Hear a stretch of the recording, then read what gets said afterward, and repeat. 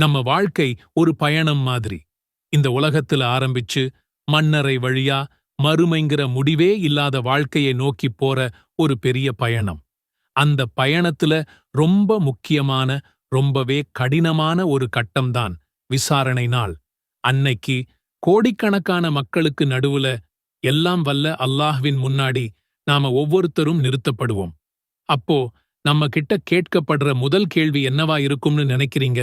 நம்ம சொத்தை பத்தியா, பதவியை பத்தியா? இல்லவே இல்லை. நம்முடைய மறுமை பயணத்தின் வெற்றியையும் தோல்வியையும் தீர்மானிக்கப் போகிற முதல் விசாரணை தொழுகையை பற்றியதுதான். ஆமா, தொழுகை. அந்த முதல் கேள்விக்கு நாம சரியா பதில் சொல்லிட்டா அதுக்குப் பிறகு வர்ற எல்லா விசாரணையும் சுலபமா ஆகிடும்னு நபி ஸல்லல்லாஹு அலைஹி வஸல்லம் அவர்கள் சொல்லியிருக்காங்க. ஒருவேளை அந்த முதல் கேள்வியிலேயே தடுமாறிட்டா நிலைமை ரொம்பவே மோசமாகிடும்.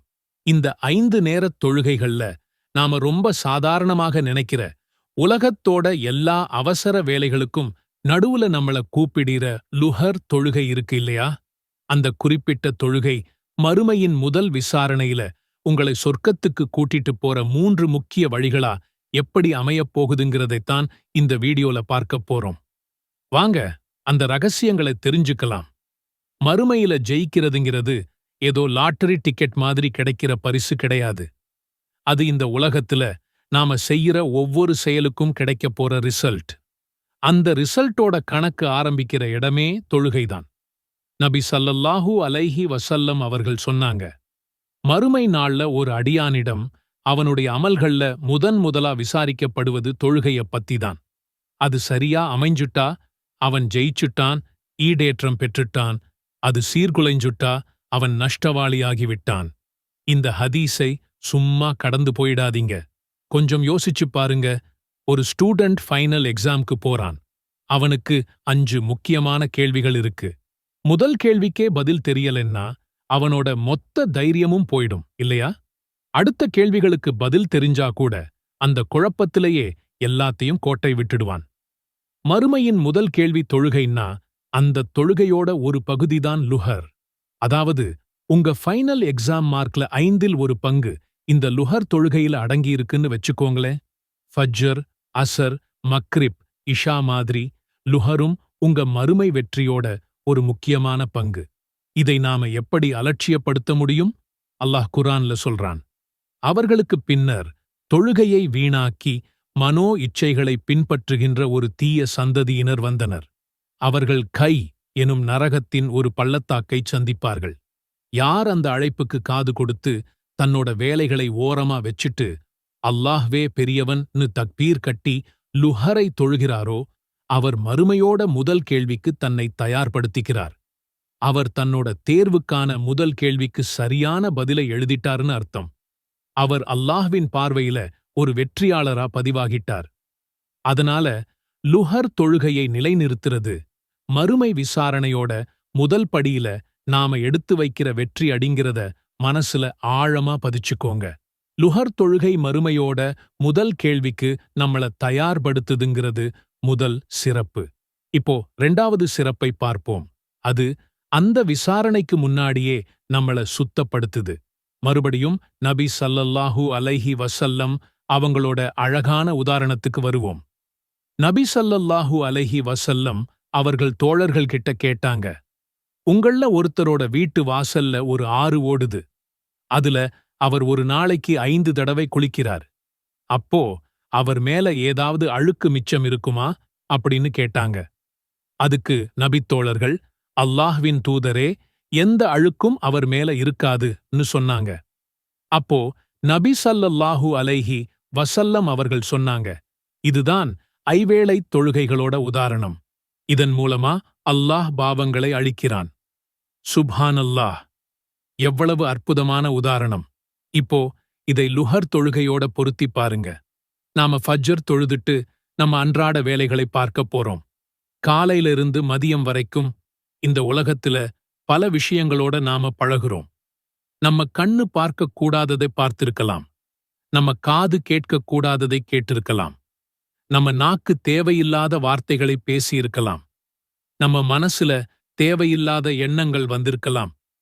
இது எல்லாமே சின்ன சின்ன பாவங்களா நம்ம ஆன்மா மேல ஒரு தூசி மாதிரி படிஞ்சுடுது. இது சின்ன பாவம்தானேன்னு நாம அலட்சியமா இருக்க முடியாது. சிறு துளி பெரு வெள்ளம் மாதிரி இந்த சின்ன பாவங்கள் ஒன்னு சேர்ந்து நம்ம மனசையே இருட்டாக்கிடும். இந்த ஆன்ம அழுக்குகளை கழுவத்தான் அல்லாஹ் நமக்கு லுஹர்ங்கிற ஒரு பரிசுத்த நதியை ஓடவிட்டிருக்கிறான்.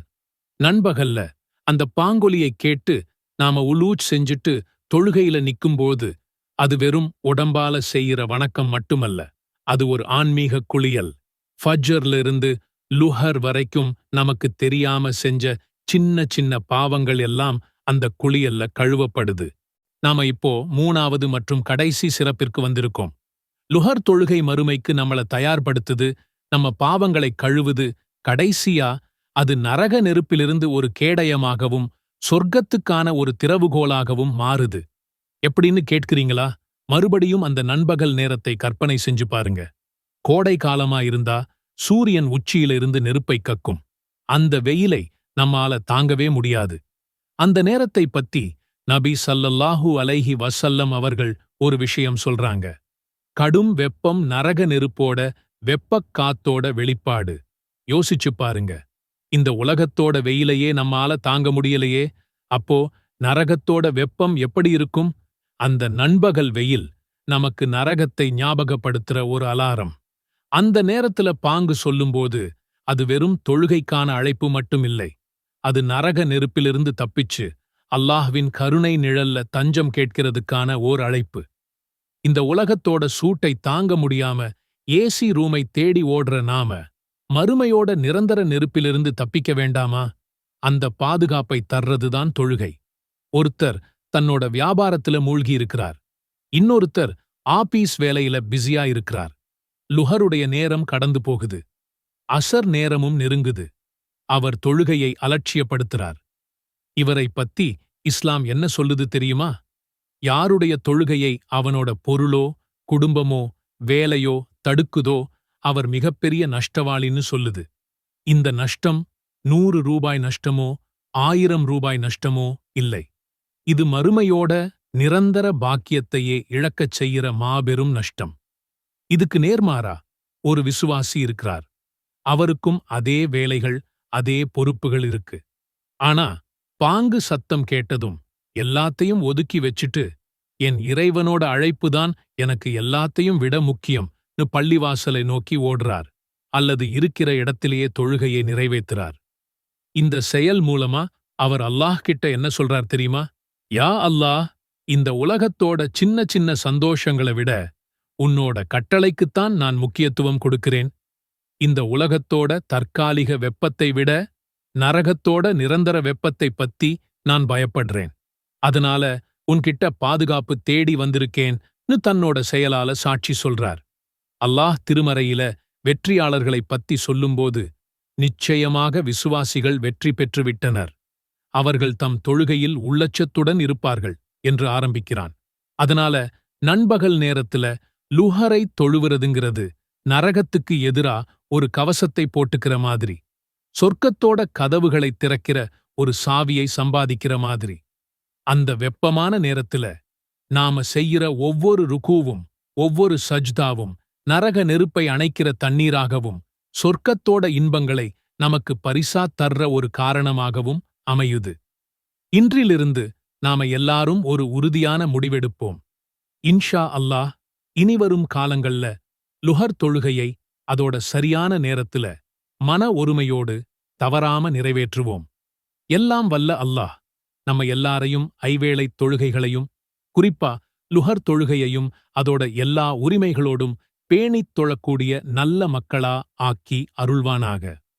மறுமையில் தொழுகையைப் பற்றிய விசாரணையில நம்ம எல்லாரையும் வெற்றியாளர்களா ஆக்கி ஜன்னத்துல் ஃபிர்தவ்ஸ் என்ற உயர்வான சொர்க்கத்தை பரிசா அருள்வானாக. ஆமீன்.